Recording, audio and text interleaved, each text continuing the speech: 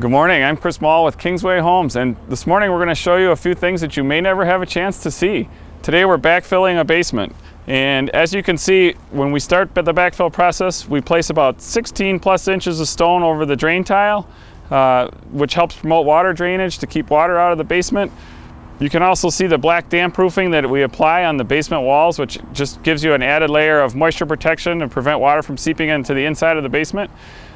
Right here is the foundation for the front porch. You can see the front porch stoop will be poured over this, and you can see it has these three haunches right on the front, and those three haunches hold up the first step so that the first step doesn't settle or move around over time. You can also see in the garage right here how we're filling the garage in with stone, and the entire garage is always filled with stone so that the garage floor has adequate support and it doesn't settle over time or crack and so forth. So I'd like to show you a couple other things right around the corner on this side, so why don't you follow me. Along the top of the wall, you can see there's a series of anchor bolts that are poured right into the concrete wall, and what those are is those are bolts that hold down a 2x6 treated sill plate, which actually bolts and clamps the first floor deck right to the top of the basement. You can also see on the side where we set the steel beams up 1.5 inches. We at Kingsway like to set the steel beams up 1.5 inches higher than the top of the basement wall so that they flush up with the mud sill right around the top of the basement.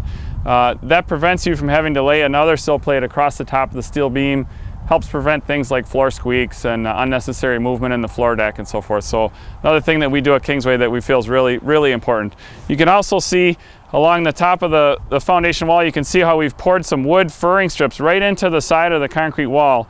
And what that's for is that's for fastening the siding right to the side of the concrete wall. In this particular basement, it's set up to have exposure where the siding line kind of drops and falls to the back because the rear of the house is fully exposed, and the concrete has these wood furring strips in it, which allows you to fasten the siding to it very simply.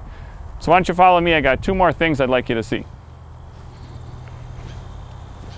You may have noticed that on the outside of the basement wall where you see the black damp-proof spray, there's no foam insulation like you may have seen traditionally.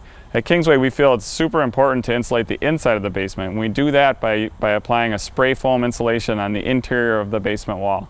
You can also see right here how at the back of this house it has some foam insulation that we've put in along the inside of the basement foundation wall. And what you see here is where there would be a walkout patio door with a full exposed type basement setting. And the concrete floor pours right over the top of this. And what this foam does is it provides what's called a thermal break and helps keep the floor very warm feeling. So if you're going to finish the lower level, it gives you a nice dry warm feel to the basement floor. All of these are great reasons why Kingsway builds a better home.